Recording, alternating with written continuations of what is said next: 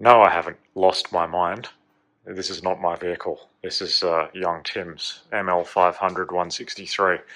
Today we're going to change the conductor plate as a preventative measure. There's not actually anything wrong with it, but we can get these OEM versions for a good price in Australia. So why the hell not just change it? Continental for the sensor. And where is LK on here? Can't see it. But yes, it's OE.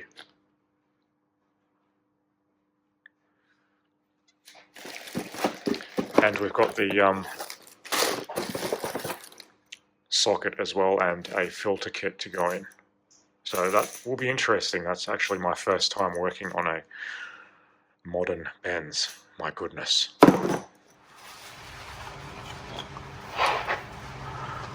So firstly, Tim is going to drain the ATF.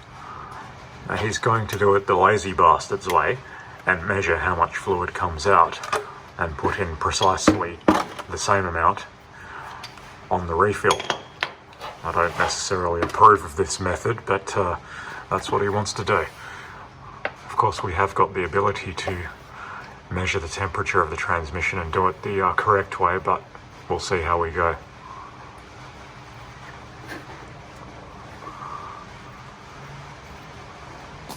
So similar to the older transmissions, we have the drain plug on the pan here.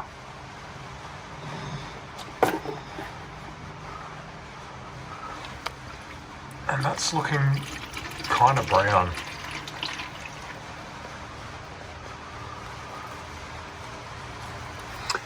And yes, this M113 is leaking from the rear main seal.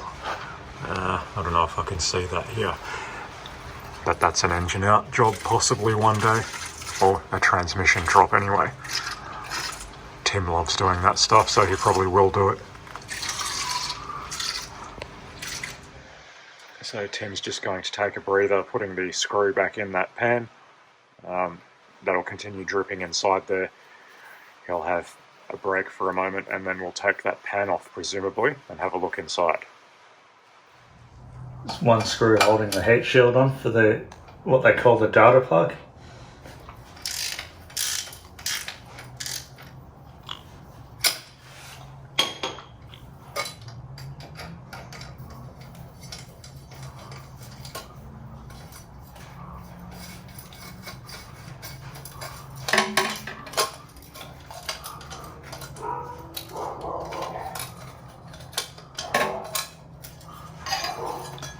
So that's where that round connector is.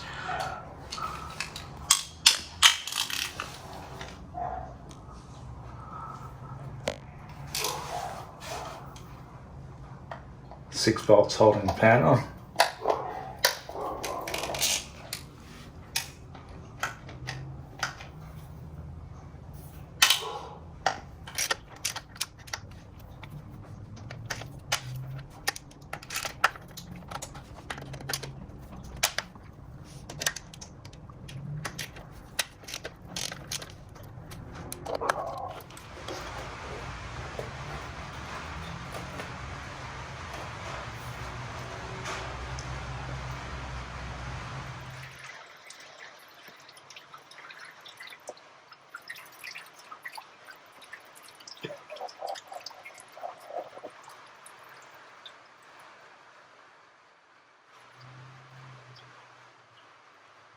Yes, that is my hand.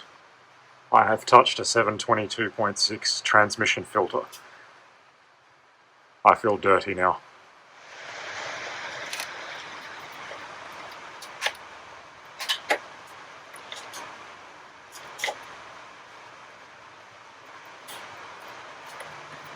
Team qualifies.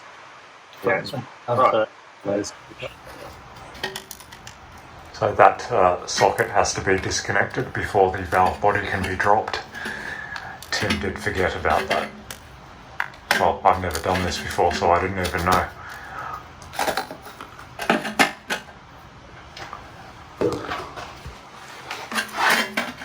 Is that filter in there? And there's a 7mm something or other in the inside that needs to be undone. Yeah, bolt.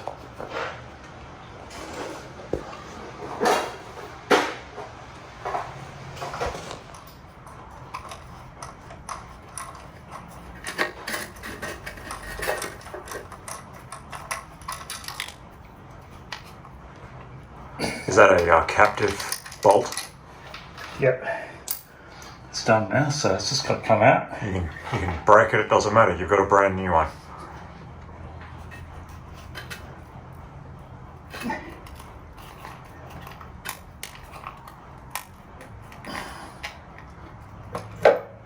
There it goes.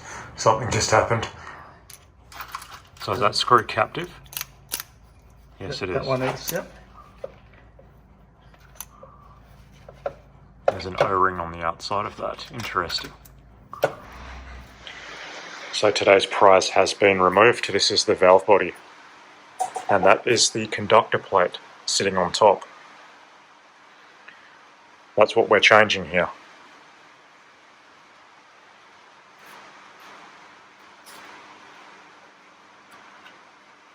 Those covers go over the solid lines.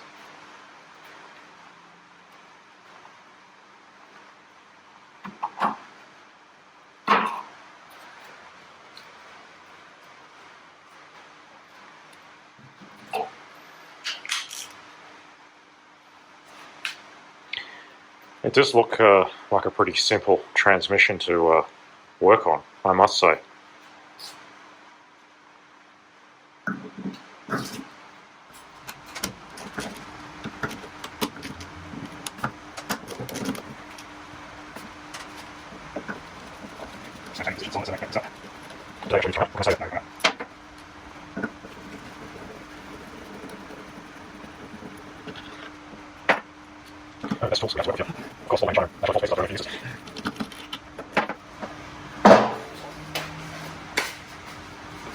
What's next?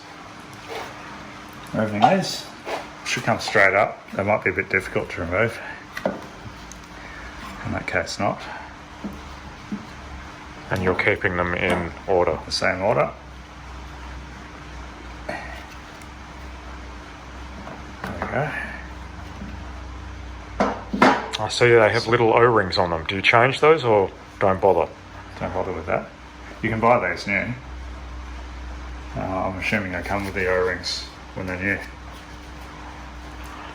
The transmission controller would tell you which one was malfunctional, no doubt. Yeah. So they have these contacts that just engage the conductor plate. Do they break away because of it being plastic? Or is that not an issue? Don't think it's an issue. I think the issue is more related to the Speed sensor. speed sensor. Perhaps there's other things that go wrong.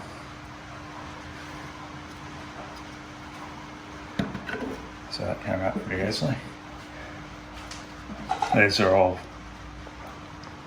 genuine ones. I don't think this transmission's ever been opened before. I bought the car with 153,000 Ks on it, so more than likely it's all original. Now, this will unclip. Not precisely familiar with how it unclips, but Lovely 20-something-year-old baked plastic will no doubt explode. so that's off that side. Something holding it on here.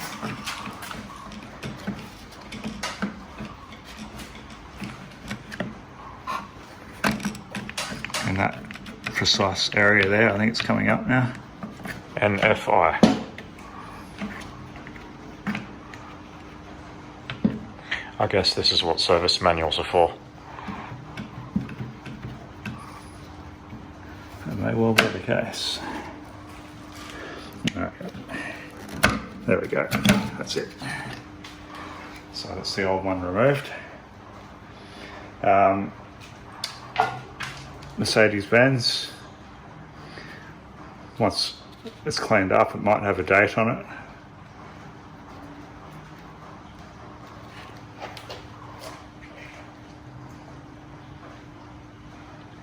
Do we have an old school selector shaft here? Yeah, that's the selector, yeah. Or selector valve, I should say. Interesting. So we'll clean this off with brake cleaner. It's obviously a fair amount of material on there. Definitely smells like an old transmission. That unmistakable aroma of hundreds of thousands of kilometres. And this is the original conductor plate. I don't know if you can see that, but its manufacturing date is February 2003, so it's 100% original, and that has lasted 200,000 Ks without an issue. It's only getting changed as a preventative measure. And you can see the float, presumably for the fluid level. It throws an error if it's too low. Anyway, we'll clean this up and fit the new one. So now it's time to fit the new conductor plate on the lightly cleaned valve body. It's not been stripped or serviced or anything like that. It's just been given a quick clean with care taken to not get it full of rubbish, hopefully. So now it's time to install that. And Tim's hoping he can remember how to put it back together now.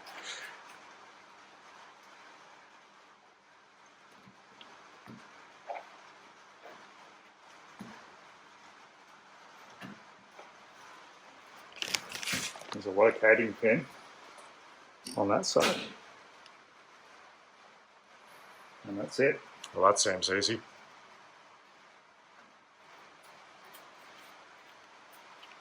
Piece of cake.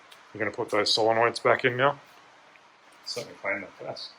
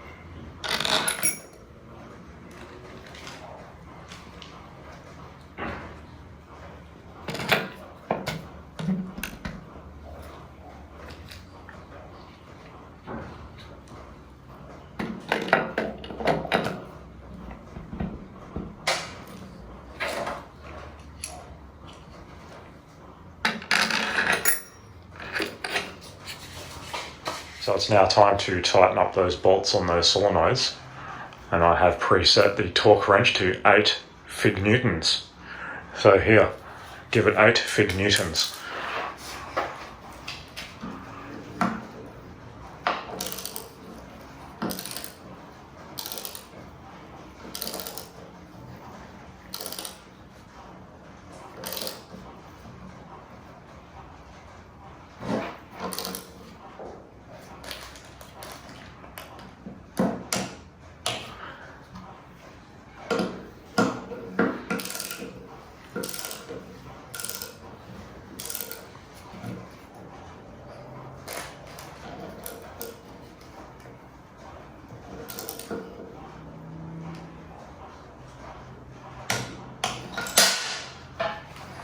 Once again, only the best quality tools we have to work with here.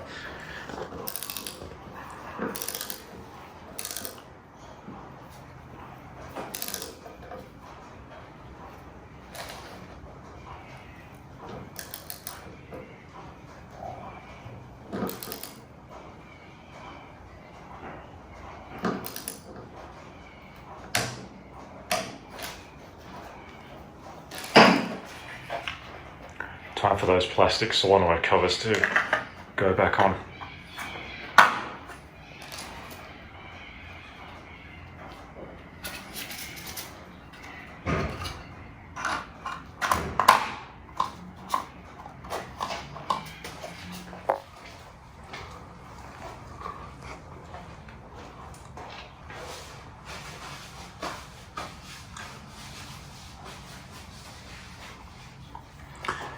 that valve body is getting reinstalled now.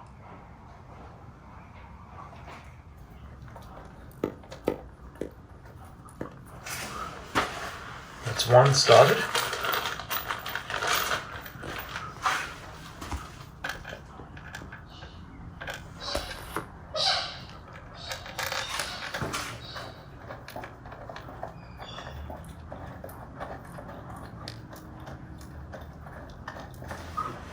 So there's at least two holding it in now. And did you make sure the selector shaft was engaged with the valve correctly? Correct, yep. Okay. No longer a back braking job. These screws can be applied around the edge. So all of the valve body screws are also 8 Newton meters.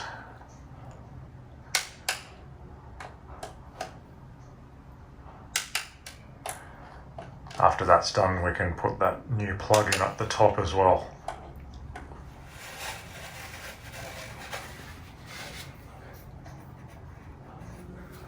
Okay. Now, there's of course one way this goes in.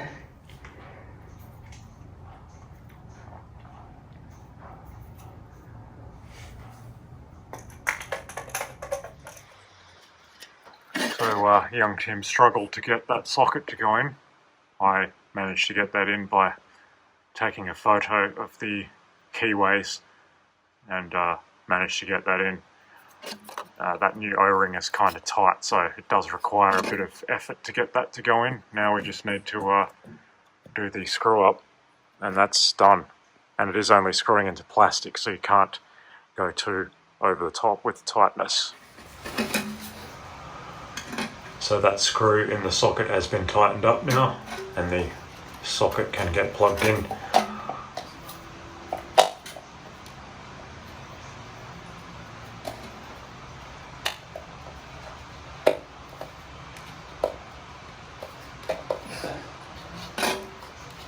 There we go. Locked in. Goes in somewhere.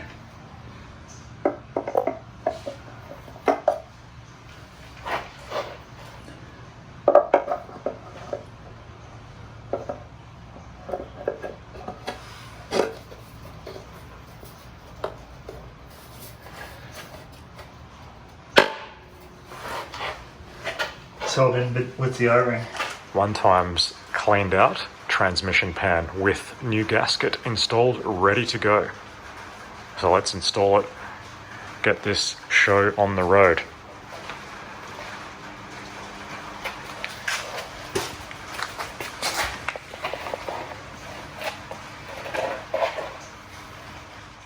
So that pan has been tightened up now with all 6 bolts at 8 Newton meters. And he's just tightened up the drain plug as well. So I do believe we are almost ready to fill it up.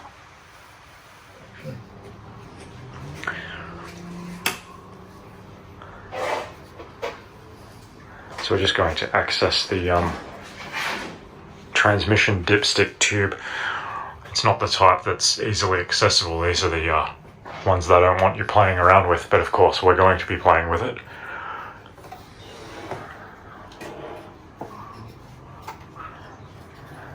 This engine's pretty clean.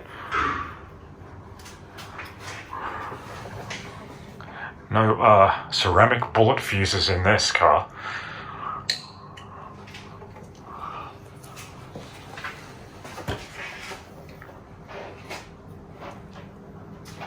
It's got an O-ring on it. There's a seal, like the dipstick does, but it takes the place of it. And you've got the dipstick, have you? Yeah. This will be interesting.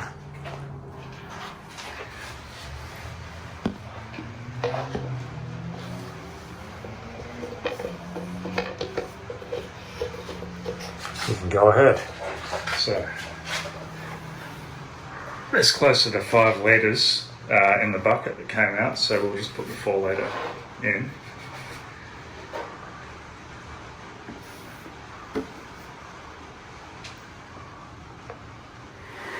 So we've just used the infrared thermometer. Once the pan was up to 80 degrees, we used the factory dipstick tool and made sure it was at the correct level. So this is a job done now.